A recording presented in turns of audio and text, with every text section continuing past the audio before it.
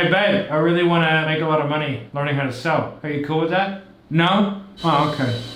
Hey guys, what's up? Matt here, and today I got a great video for you. I'm going to take you through all you need to know about how to overcome partner objections. You're sitting there, you have a great product or service, the person's really keen for it, they're wanting to move forward, they're ready to go, but you just can't seem to get them out of their own way and over that partner objection. Today what I'm going to do is give you some really rock solid strategies that work for me over my sort of 12 years in sales, selling everything from fitness to high ticket coaching to B2B, whatever it may be. Okay, this is the strategies that me and my team use to close around a couple of $100,000 a day in sales. All right guys, so make sure you stay tuned, make sure you watch all the way to the end, make sure you like, subscribe, hit the notification bell, and yeah, cue the intro.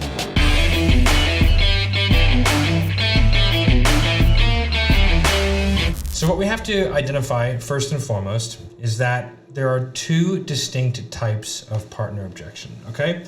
The first one, a logistical partner objection. This is an objection where somebody genuinely cannot or does not have the authority to make the decision without the other party being present or giving their blessing. This is a genuine objection. If you come into it and you treat this genuine objection like it's anything but that, you will never make the sale because they will just assume that you are a shitty, pushy salesperson, and that is no good for anybody. We don't want to be pushy. We never want to create pressure. We just want to create tension. So the second type of objection is a fear-based partner objection. And that's essentially an objection where the person is using their partner as a third party who's not there in order to sort of put their issues onto that person and say, listen, I'm 100% in, but I need to convince my partner. Really what they're telling you is that like they need to find time and figure out how to convince themselves either to do this or not to do this, okay? And so we need to be able to have a clear distinction of what we're dealing with in order to be effective. Now that we know that there are two distinct types of objections, being logistical and fear, the first thing we must do is we must treat everything like it's logistical, right? Because we can never go from fear to logistical, but we can always go from logistical to fear. Because if you start beating someone over the head with a mindset bat, you can't then go, oh, okay, well, if you do have to just run it by your wife, let's set up the next call, because you've gone into too much already. Right? You've kind of gone down a rabbit hole that's very difficult to escape from. The first thing we're going to talk about is what do we do when we're going to go through like the logistical side of things. Genuine logistical objections are a thing and we need to be respectful of them. The first step is to get on the same side of the table. We want to get away from handling objections and we want to start solving problems, right? Because handling objections is like two people going at it, but solving problems is like much more collaborative. So the first thing I would ask, okay, that makes sense. And from what I can understand, you want to make this decision with your partner. If your partner was here, would this be the answer for you? The answer will be yes, because the way that the entire presentation phase is set up will get them to go that yes, this is the answer. So I'm just sort of like re-solidifying that. So that is an important stage that I can link in a different video, and it's called The Right Way to Pitch. So we're assuming that that's been done correctly, okay? And now what we're gonna do is we wanna get them on the same side of the table. Like, no, I really think that if my partner was here and she was on board, this would definitely be the answer. Do you mind telling me why? Okay, so I really want them to go into detail as to why this is going to be an effective thing for them. Now the next one is, okay, is your partner supportive of you learning the skills so you can XYZ, which is like inserting the goal. Now, learning the skills would be great for a coaching program. If they want to have a done for you Amazon automation business, you could be like, is your partner supportive of you starting a business so you can earn more money? So you can XYZ for your family, right? So you're taking it away from doing something like buying a program or service and towards kind of like learning a skill or having the outcome. Is your partner supportive of you having this outcome? Because we want to very quickly take the conversation away from like, do you want to do this or not? Okay.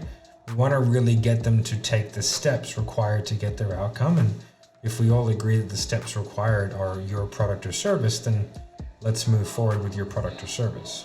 What if your partner doesn't want you to invest in those skills? Like, what are you going to do if you don't learn the skills?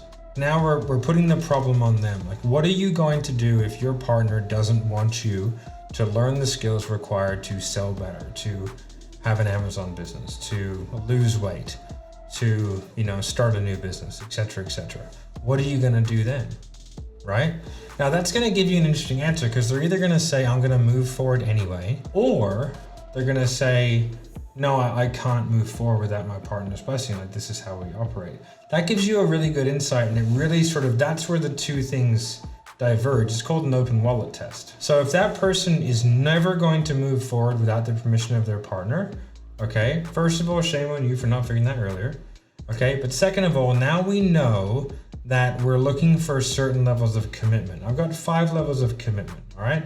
So I've got paid in full, number 1, and then I've got a payment plan, then I've got deposit, then I've got like a payment detail with a scheduled deposit and a follow-up call, and then I've got a commitment to change with a follow-up. I know that I'm probably not going to get these 2 because they can't make the decision, but I can get one of these 3, and I'm going for the deposit.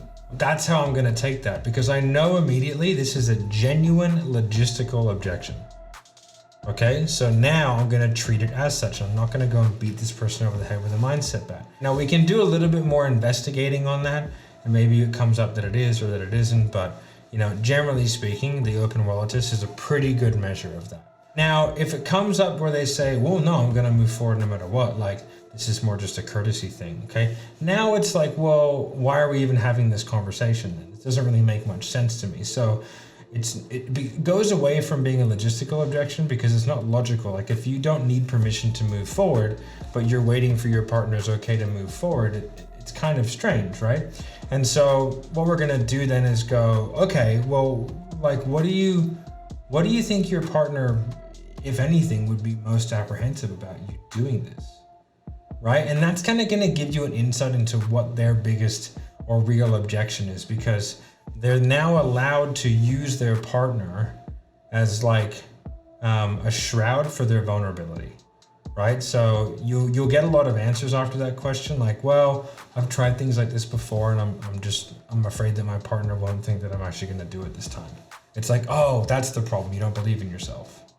Okay, now I know that. Now I can take that person through, and I can help them talk that out with themselves. From here, if they give us that, yes, I'm going to move forward, then we're going to go through and ask for the sale. Now we know that it's most likely going to be a fear-based objection, because we've kind of tied off the actual like logistical fairly well. And we know that it's probably just a smoke screen. So now we can take them through some perspective reframes. And there's a few other things that we can do, which is going to take a little bit more time to explain than what I want to do in like a 10-minute video. So in part 2 of this video, I'm going to teach you, okay, now that we know it's a fear-based partner, what do we do now? Because I think in this video, we sort of taught how to tie up the logistical side of things. If there's a genuine logistical partner objection, that's what we're trying to do.